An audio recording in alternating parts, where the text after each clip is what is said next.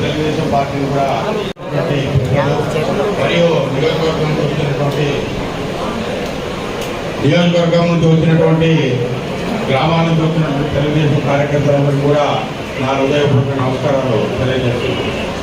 ఈరోజు మనము ఒక జరిగితే రాయదుర్గంలో మాత్రం నా ఇంటి చుట్టూ 60-70 మంది పోలీసులు, డిఎస్పీ, 5-6 మంది సిఐలు, ఒక 10 మంది ఎస్ఐలు, వీళ్ళందరూ కూడా నన్ను ఇంట్లో నుంచి కాళ్ళు బయట పెట్టుకోకుండా తీవ్రమైన నిర్బంధానికి గురి చేసేవాళ్ళు.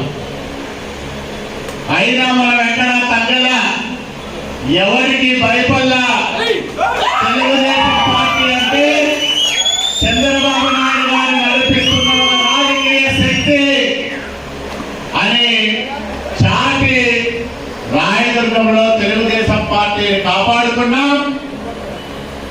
రాయలసీమ జిల్లాలోనే అంటే జూన్ 5లో 35 అసెంబ్లీ నియోజకవర్గాల్లో తెలుగుదేశం పార్టీ అభ్యర్థుల్లో అత్యధికమైన మెజార్టీని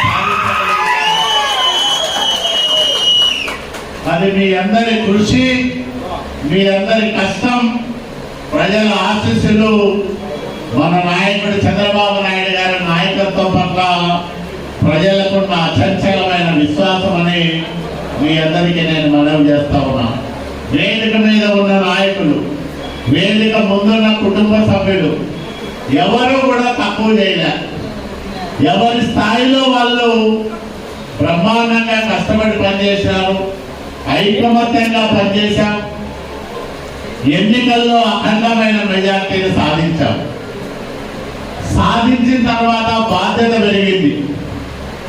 ఎప్పుడు ఇవ్వనంత మెజార్టీ, ఎవరికి రానంత మెజార్టీ ఈ ఎన్నికల్లో నాకు ఇవ్వడం అంటే నా మీద ఈ రాయదుర్గం ప్రజలు, కార్యకర్తలు, నాయకులు ఎక్కువ బాధ్యత పెట్టినట్లు, ఎక్కువ బరువు పెట్టినట్లు. దాన్ని నేను ఎప్పుడు కూడా విస్మరించలే. ఎన్నికైన తొలి రోజు నుంచినే ఆగిన అభివృద్ధి కార్యక్రమాలను మళ్ళా ఎట్లా ప్రారంభం చేయాలని ఆలోచన చేశాం.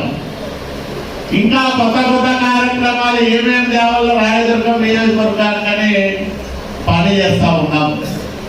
ఇట్లా ప్రతిరోజు ప్రతి గంట ప్రజల కోసం, రాయదుర్గం అభివృద్ధి కోసం మనం కష్టపడి పనిచేస్తా ఉన్నాం.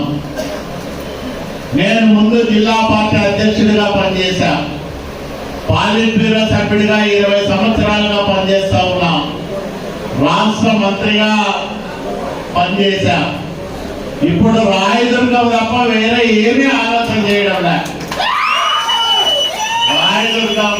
రాయదుర్గాన్ని నేను బాగు చేసుకోవాలి, ఈ ప్రాంతాన్ని అభివృద్ధి చేయాలి, ఇక్కడి కార్యకర్తలకు అండగా నిలబడాలా. ఏ ఎన్నికలు వచ్చినా, మున్సిపాలిటీ అయినా, సర్పంచ్ అయినా, ఎంపీటీసీ అయినా, జెడ్పీటీసీ అయినా, ఏ ఎన్నికలు వచ్చినా నా పార్టీ నాయకులను గెలిపించుకోవాలనే తపనతో పనిచేస్తా ఉన్నాం తప్ప వేరే ఆలోచన చేయడం మీ అందరికీ నేను మనవి చేస్తా ఉన్నా. ఇలాంటి సందర్భంలో మనమందరం కూడా ప్రభుత్వం చేస్తున్న మంచిని ప్రజల్లో విస్తృతంగా ప్రచారం చేయాలి. పెన్షన్ 1000 రూపాయలు పెంచాం, 3000 ఉండే పెన్షన్ 4000 చేశాం. అంతకుముందు 200 ఉండే పెన్షన్ 1000 రూపాయలు చేసి 1000 రూపాయలు ఉండే పెన్షన్ 2000 చేశాం.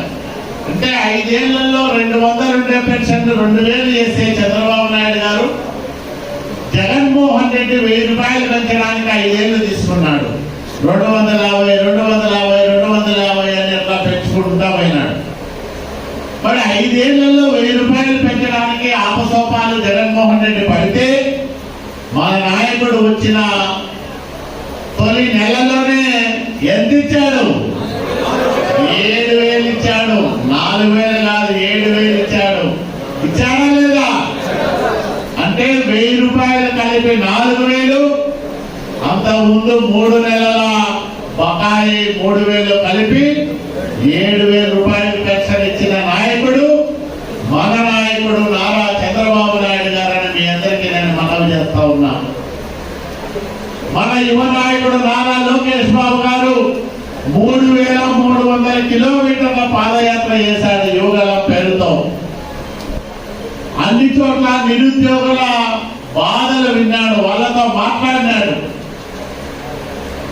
అధికారం వచ్చిన తర్వాత ముఖ్యమంత్రితో తొలి సంతకం పెట్టించాడు. 6,300 పైచిలకు టీచర్ పోస్టులతో మెగా డిఎస్సీని ప్రకటించి మరి ఆ కార్యక్రమాన్ని ఇప్పటికే షెడ్యూల్ చేశారు.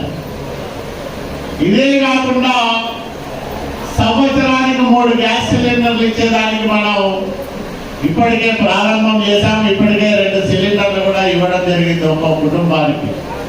మొన్ననే మన నాయకుడు చెప్తా ఉన్నాడు, వాళ్ళు